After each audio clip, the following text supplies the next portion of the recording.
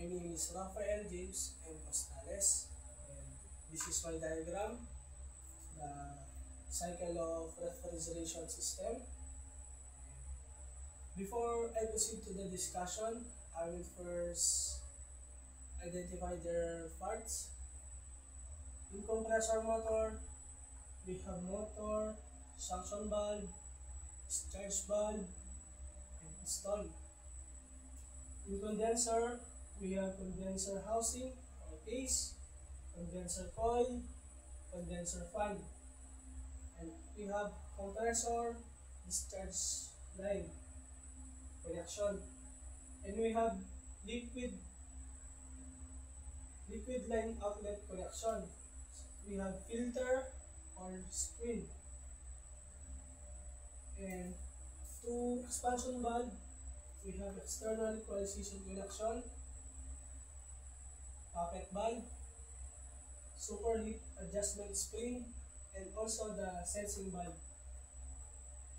And to the evaporator, we have evaporator pan, evaporator housing or case, evaporator coil, and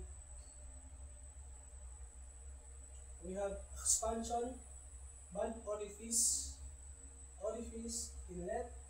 We have suction line connection. So also the drain pan or tray. And this is a diagram of the refrigeration cycle showing the two pressure side. We have high pressure side and low pressure side. Now I proceed to the discussion. So first, we have low pressure and low temperature saturated before 45 to 65 psi.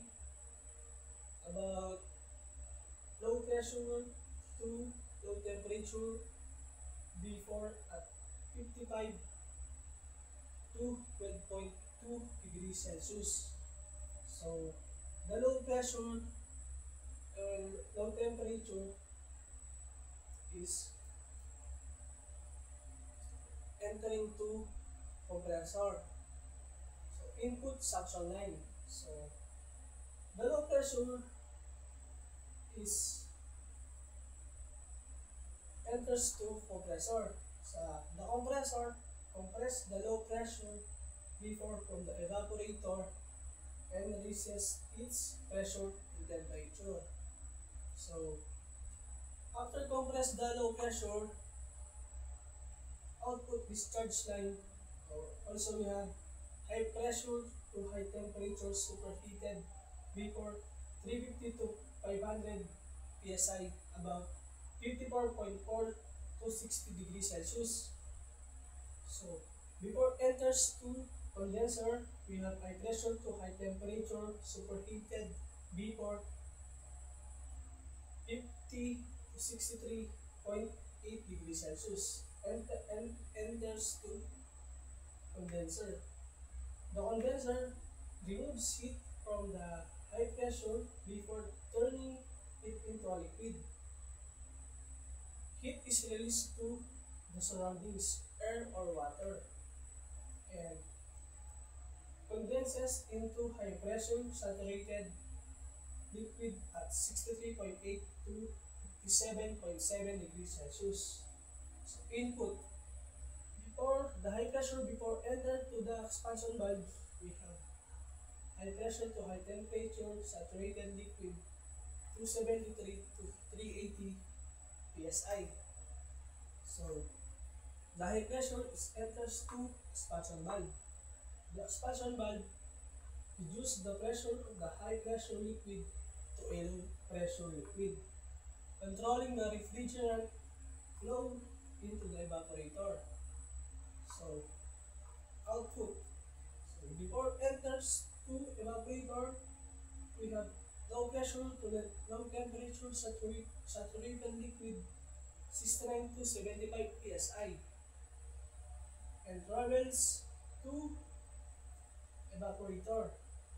And again, before enter to evaporator, we have input low pressure to low temperature liquid enters at 44 to 66 degrees Celsius. So, entering to evaporator.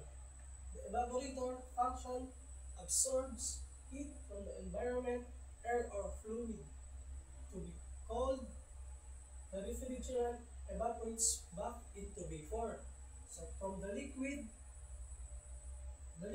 enters the evaporator, and the evaporator absorbs heat from the environment, air or fluid to be cold, and the refrigerant evaporates back into vapor. So we have low pressure to low temperature vapor at 55 to 12.2 degrees Celsius. So that's all. Cycles repeat. The low pressure vapor returns to the compressor via to the suction line, and the cycle repeats continuously. And that's all. That's the cycle of refrigeration system. Thank you and good day everyone.